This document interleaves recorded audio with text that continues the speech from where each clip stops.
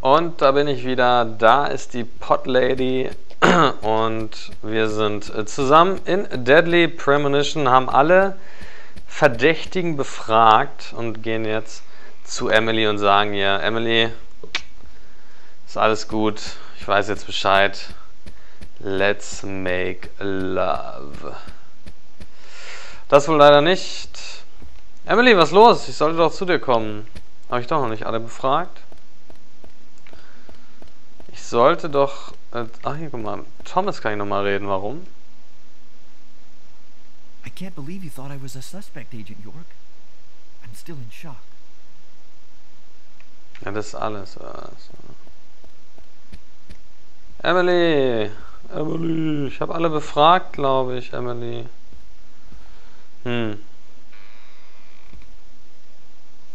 Ich doch jemanden vergessen? Oder ich muss halt einfach hier rausgehen. Und das war nur so ein Spruch von ihr. Wo geht's denn raus? Dort?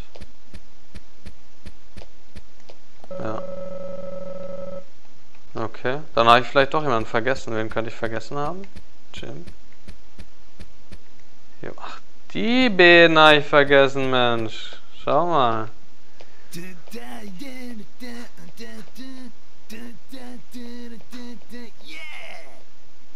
Ja, Mann, was ist denn das für ein geiler Typ? Keith Ingram. FBI Special Agent Francis York Morgan. Please, call me York. That's what everyone always calls me. Okay, York. No problem, man. So, Keith. I hear you run the Milk Barn convenience store. That's right, man. Rock and roll! Do you sell raincoats there by any chance? Yeah, but nobody ever buys them, though. Anyone who wears one of them, I say, just ain't a rocker.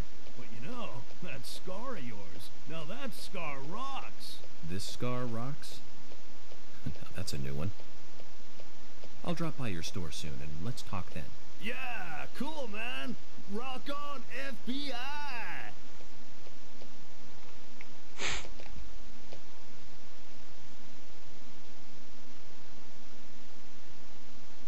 Die Frau vom Rocker. Ganz schön. You're Isaac and Isaiah's mother? Yes, I'm Lily. Ja. Wollte gerade sagen, ist doch der Vater von den Zwillingen und das ist die Mutter. I'm FBI Special Agent... Agent York, right? You are good. You are good. Special agent from the big city. The facial scar trademark. The way you introduce yourself. Everyone's talking about you. Well, I can't say much about the scar. But the way I introduce myself, Zach and I consider it a kind of ritual of sorts. Everyone has their own rituals. It's like always leaving the house left foot first. It's one of those things. You certainly are a funny one. Ich meine es ernst. So, have you noticed anything strange or out of place recently? Well, Becky's been taking a couple of days off from work, but aside from that, I heard she was in shock after the murder. But... You think there's something else? Well, I took the boys along to see her today. She's always so kind to them, and they love seeing her too. But she took in the boys and told me to wait outside. Something about a special secret between just the three of them. I just couldn't understand it. Now that's interesting. Thank you, Lily. Ja, will ich als Mutter aber ganz schön ausrasten, wenn irgendwie meine Freundin meine Kinder nehmen würde. So, jetzt habe ich aber alle durch. Weißt du, hört's auf. Agent Morgan, I'd like to let everyone go home now. Let's go outside.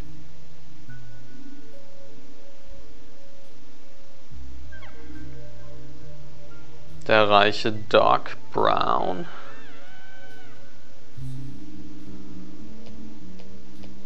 Erstmal von am Abdancen, egal was los ist. Guck mal, wie er immer noch mit dem Finger schnippt.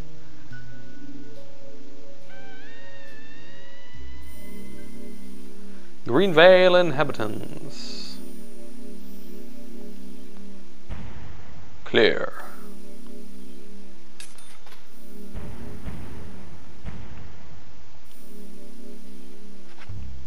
Sehr schön. Darauf ein Zuckerdonut. Vielleicht kann man in den Läden dann auch ein bisschen geilere Sachen an Essen kaufen, außer Cracker. York, do you have any plans for this evening? I'd like to go out with you. Back to the hotel and go over my notes. I need to contact HQ and give a progress report too. Okay, then let's call it a day here. Sounds good. Contact my office when you finish your report. We'll pick you up tomorrow morning. Diane, the owner of the art gallery, should be back soon. All right then, let's do that. Hold on, Agent York. We're going out to eat at Nick's Diner. Would you like to come with us? Ja, Mann. Strike. That might be nice. Thomas is a great cook, but Nick is the real deal. No visit to Greendale is complete without eating at the A&G. A very appealing proposition.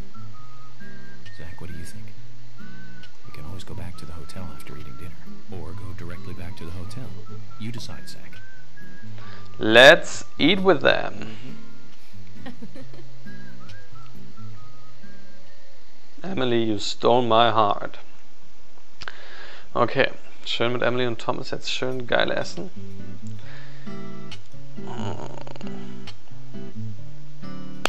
Guck mal, George ist auch mit. Here for a long time now, and this is the worst murder I've ever seen. Geiler Our Burger. town is a little odd in some ways, but it's usually a peaceful place. We had our fair share of cases, but just the regular stuff.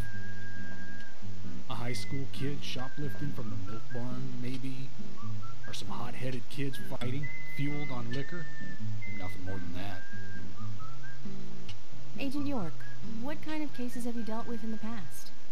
Not much different from those you've just mentioned. The case I was on until last month, well, the guy killed 7 girls in a 3-month period. He sawed their heads off from the neck and took them back to his house. He cleaned the skulls up and used them as utensils in his daily life, to eat from or as a urine cup. He hated women. That was his way of dealing with it. He'd fill skulls with ice, cola, and rum, then he'd down it in one gulp. For him, that was a holy ritual. The question of his mental state was the pivotal point in the court case. Oh, man. For me, he was insane. 100%. Drinking from the skulls, well, that is one thing.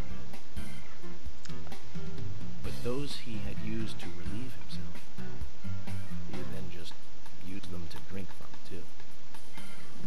Yeah, that was too much for me. It's just not sanitary. Geil. That's probably not the problem for most of us. What else? Ah, yes. An ingenious law school student raped over 800 victims. That was a nasty one. Thank you, Agent York. Now, let's talk about something else. You don't want to hear any more? That's a shame, isn't it, Zach? I was just about to get to the good part, too. Sounds like you live in a totally different world. I mean, you're like an elite agent who just jumped out from a movie or something. In your eyes, we must look like we're just playing cops and robbers. I give up. I can't compete with you. Cheer up, Emily. Don't say that, Emily. The cases you have solved are all full-fledged crimes. A crime is a crime. Size doesn't matter. There is no big and small. Crimes always have a criminal and a victim. No victim will ever welcome a crime, no matter what its size. So, fundamentally, there is no difference in size. Well said, Agent Morgan. We work day and night to preserve peace and order in this town. You understand that, right? Of course. But still, I don't view shoplifting and Anna's murder as the same level of crime. Me neither. I never even dreamt that such a thing could ever even happen in this town. I keep on expecting to see Anna here in this diner, waiting on tables.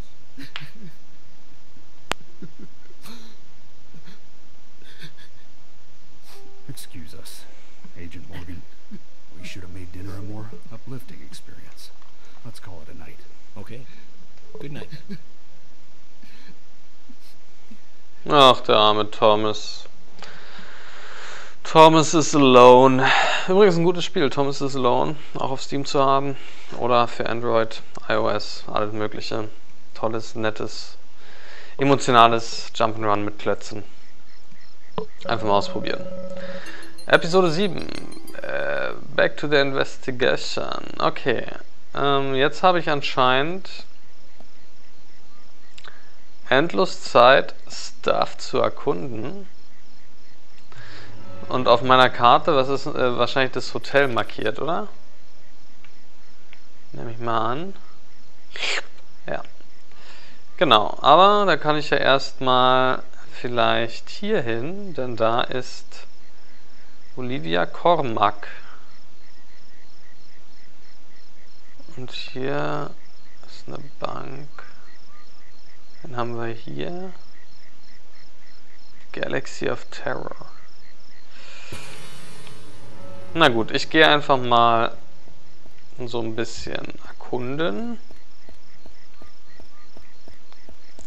War jetzt hier ein Auto für mich? Nicht wirklich, ne? Naja. Eigentlich komisch. Ich gehe mal lieber gucken, ob da doch irgendwo ein Auto stand. Nicht, dass ich dann irgendwie eine Fackel umsonst verschwende. Vielleicht steht es hier hinter dem Diner. Ne. Oder? Ne. Wie sind wir denn hierher gefahren? Ist das Diner auch zu? Ach, hier. Alles klar. Das ist, glaube ich, doch besser im Auto rumzufahren, als rumzulaufen. Das dauert sonst zu lang. Okay. Na, ich fahre gleich mal hier hinter. So, hier war die Sheriff's Station. Ich fahre mal hier zu dem Haus. Das war ja das, was ich mir angeguckt habe, glaube ich. Ah, das ist jetzt auch closed. Okay. Und ich vielleicht... Warte mal, was ist hier? Briefkasten. Oh. Schön, sie hat erstmal ein paar Munitionskugeln in ihrem Briefkasten. Sehr schön. Danke, ich habe alles gesehen. Ansonsten ist hier nichts weiter. Okay. Er hatte doch irgendwie gesagt, dass ich irgendwie so ein paar Häuser hatte er sich herausgesucht zum Erkunden, aber ich weiß halt auch nicht, was das heißt, wenn hier rote und blaue Leute sind. Dann wahrscheinlich einfach nur da, ohne irgendwie eine Bedeutung zu haben. Na gut, also dann rechts nach unten. Oder am besten wenden und dann rechts. Na gut, mache ich so mal. Ups. Fahre ich erstmal, wie der Pfeil mir anzeigt, zum Hotel zurück. Und wenn ich unterwegs was sehen sollte... Oh, krass, fast einen Unfall gebaut.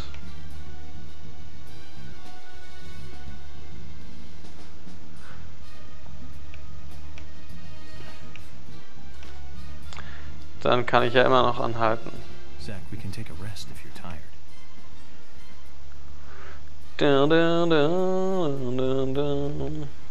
Erstmal zum Hotel zurück. Ist ja auch spät, 10:30.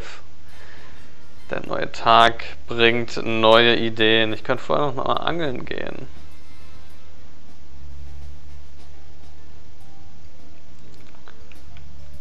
Ups. Ah, schade. Doppelcrash.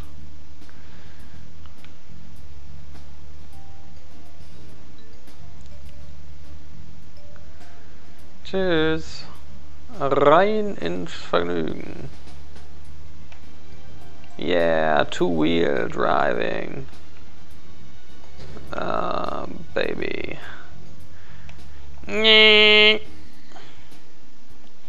Country Ham habe ich auch noch nicht bekommen irgendwo. Scheint es auch zu kaufen zu geben. Oh, schöne Schreibmaschine. QWERTY UOIP. Erst Kirlisnudel.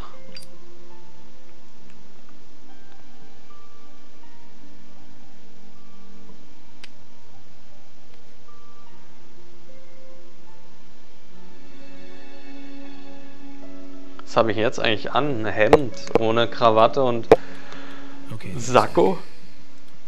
let's go back over our progress. First, the victim, Anna's death. She was found hanging from a tree in the forest. She was cut open with a knife from her chest down to her stomach. That was the direct cause of death.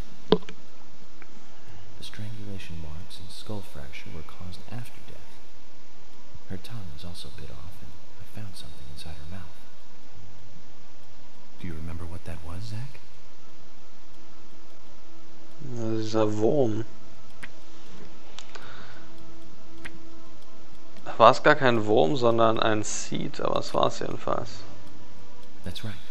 We found the same red seed in her mouth. Das war irgendwie so ein Wurm. So. According to Emily, it was raining when Anna was killed, but traces of tears were still evident on her face. Which means the perpetrator killed Anna under a roof in the lumber mill, and then carried her body into the woods after it stopped raining. We found numerous important pieces of evidence at the site of the crime. A total of 4 things. Knee prints in the grass, a wood chip with metal dust, a photo of a man with a tattoo on his back, and one other thing. Ach so, das war doch ein Foto mit dem Tattoo. Na, der Absatzschuh.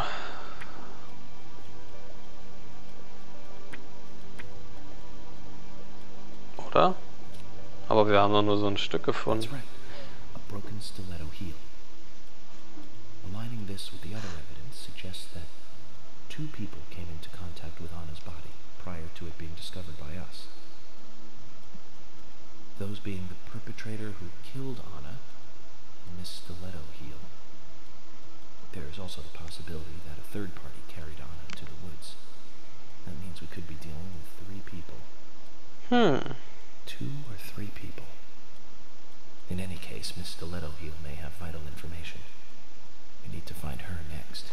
Warum kann Miss Stiletto Heel nicht auch die Mörderin sein? But we're still closing in on the criminal.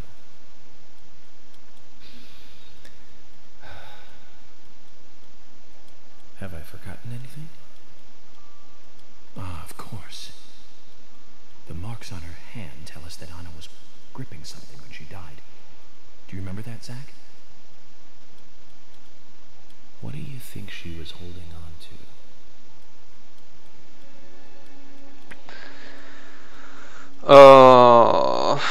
Ach so, ja, es war irgendwie was Rundes, ne? War ein runder Abdruck. That's right. A round object. The marks on her hand suggest a peace mark.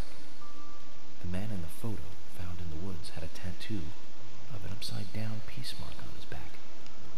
These 2 could well be related. But we don't know for sure. Next, the townfolk. A few are worthy of special attention. Carol McLean, the singer and bar owner. She's Thomas's sister. Then there's Nick Cormack, the owner of the diner. Both of them seem to be hiding something. Was sagen sie nix? Also Nick. There's Diane, the owner of the art gallery, who's out of town. Then we have problematic, old, rich, and eccentric Harry.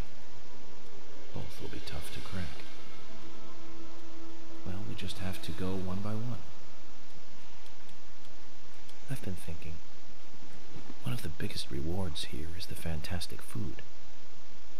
Enjoying food is cultural, and yet it's also a bit uncivilized. It's interesting how good food motivates me to work harder during investigations. Oh, And on Emily's back. It was strange to me. Hey, don't take that the wrong way, Zach. I wasn't getting all excited or anything. But it did make me feel strange. Nostalgic and sad almost. It's starting to rain. I think this case may take a while. Ja, seid drauf vorbereitet. I'll eat later. You'll eat right now, young lady. You need to listen to your mother. I want to hear the rest of the story. Eat your lunch, then take a nap. Then I'll tell you the rest. But I want to hear it now. There's no need to rush things. You must live your life at the pace that is right for you. Siehst du, hatte ich mal wieder recht, dass ihr Auto mit I Love Movies damit zu tun hat, dass sie das Mädchen aus der ersten Sequenz ist. Toll, ich bin so stolz auf mich. Aber wer der Geschichtenerzähler ist, also der Großvater, das wissen wir noch nicht. Oh, Diane ist zurück, oder?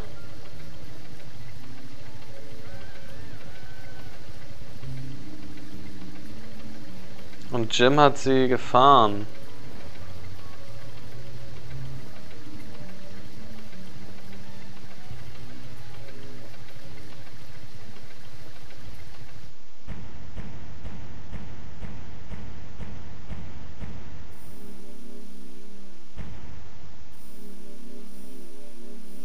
Dinner.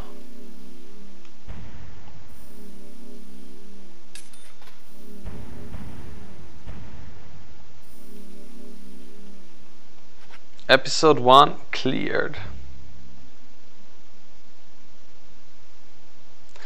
Ja, dann beende ich hier mal die Folge mit dem Ende von Episode 1 und wir sehen uns dann in Episode 2 wieder. Aber die Cutscene gucken wir uns noch schnell an. You must be very thirsty.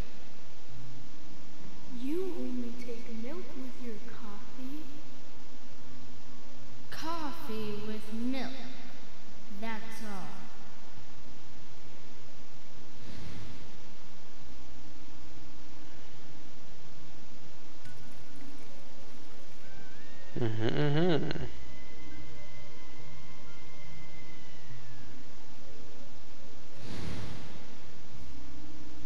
Mein Gott, wer ist da jetzt alles? Who are you? My name is Becky.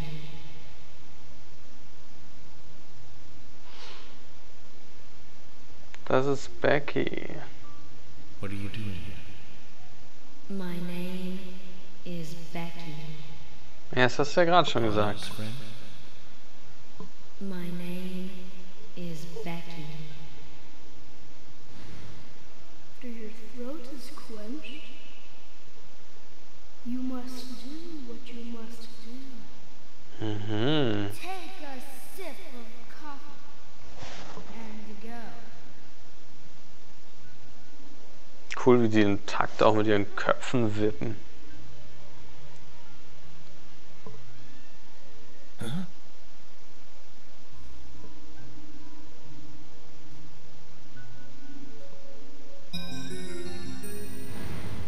Die Tür ist offen.